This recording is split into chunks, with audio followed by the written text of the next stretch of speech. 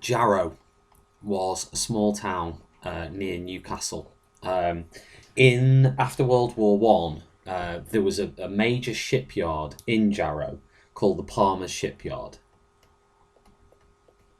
Palmer's Shipyard.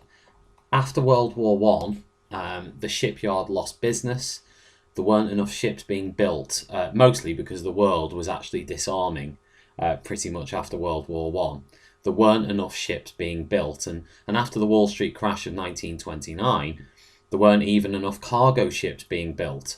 And also the size of ships had gone up too, and the Palmer shipyard was relatively small. It couldn't build the size of ship that was required during that time. And as a result of all of this, the shipyard actually closed in 1934. It shut down in 1934. You have to imagine that most people in the town of Jarrow, most men, worked on the shipyard, and this immediately led to about 80% unemployment rate in Jarrow. So huge amounts of people out of work, and they began to feel as though people were ignoring their plight, particularly the government, the Prime Minister Stanley Baldwin. They felt as though they were being ignored. So in 1936, they organised a march.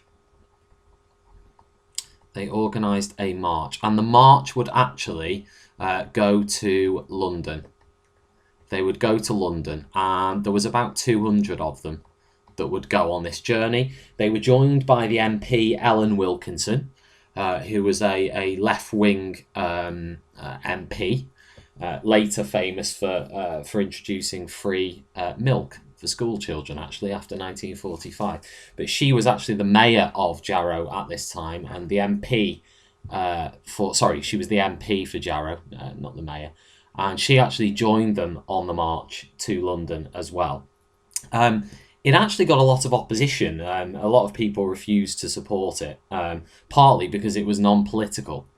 It was a non-political march, so it was not associated with the Labour Party or the Conservative Party or the Liberals. It was non-political, so you had people from the Labour Party and the Conservative Party marching together, members of both parties joining forces, if you like. So that lost them a bit of support. The unions didn't support it.